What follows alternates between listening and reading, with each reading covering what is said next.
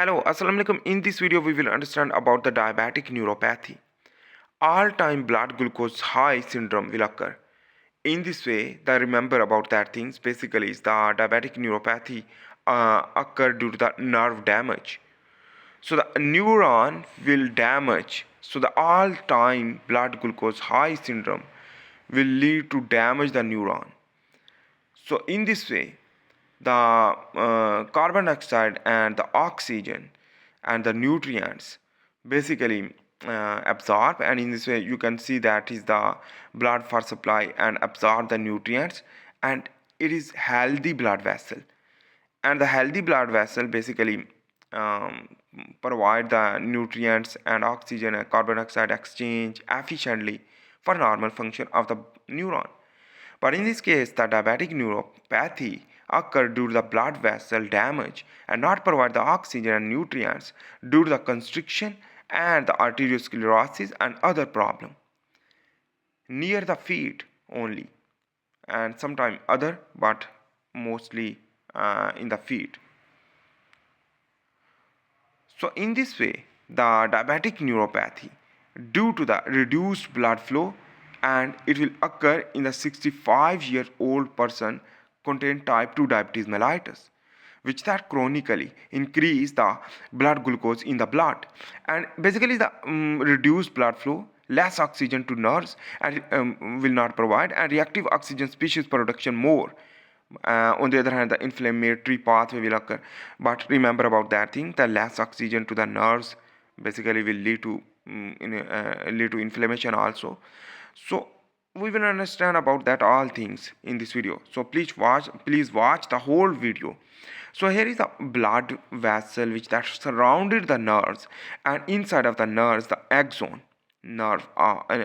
which that contain myelination, but this damage unmyelinated nerve fiber will occur due to the diabetic neuropathy near the feet, and occluded vasa nervorum will occur, and in this the blood vessel basically which that surrounded around the nerve.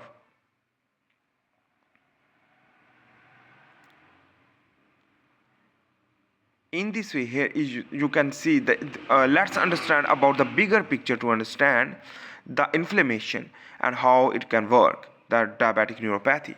So remember, in the blood circulatory system the hyperglycemia will occur, the glucose level will high.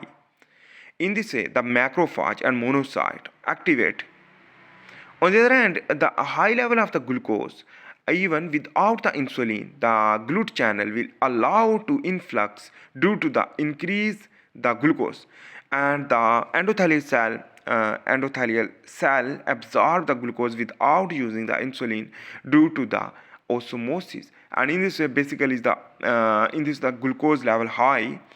So basically in this way the pyruvate produce and the mitochondria produce ATP and NADH, but in this case the less oxygen lead to hypoxia in the cell, and this hypoxic condition will lead to not work electron transport chain properly and leak out the electron to become a reactive oxygen species.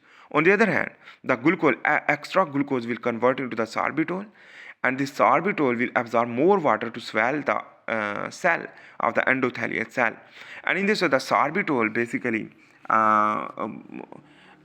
convert into the fructose, and the fructose dehydrogenase enzyme is less in the endothelial cell, and in this way the more glucose will allow to move absorb the water to become a more swell due to the osmolarity.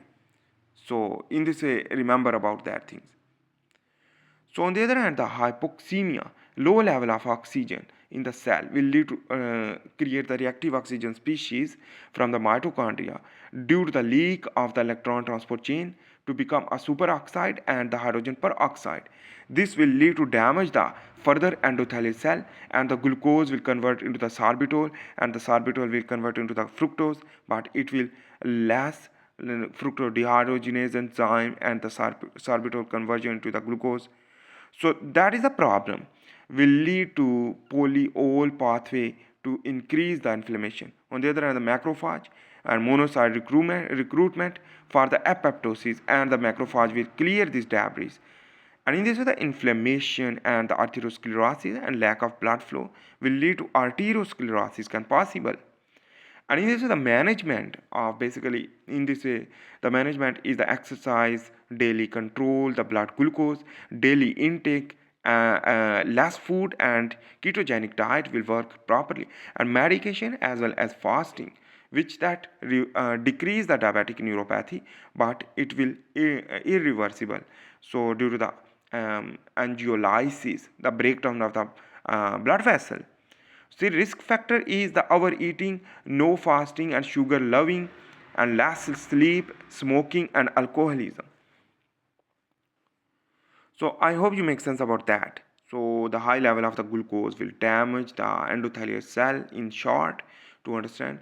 So the mitochondria require the oxygen but not efficient oxygen providing mechanism will lead to reactive oxygen species production will damage the endothelial cell, and this endothelial cell damage to become a inflammation, and this inflammation will lead to arteriosclerosis, the plaque development, and on the other hand due to the macrophage and monocyte recruitment, and in this way the tunica media will develop the plaque due to the macrophage deposition of the fat after the necrotic phase of the macrophage on the lack of blood flow, so will lead to cause, and treatment can be medication, exercise and metformin use as a medication, and fasting and insulin injection.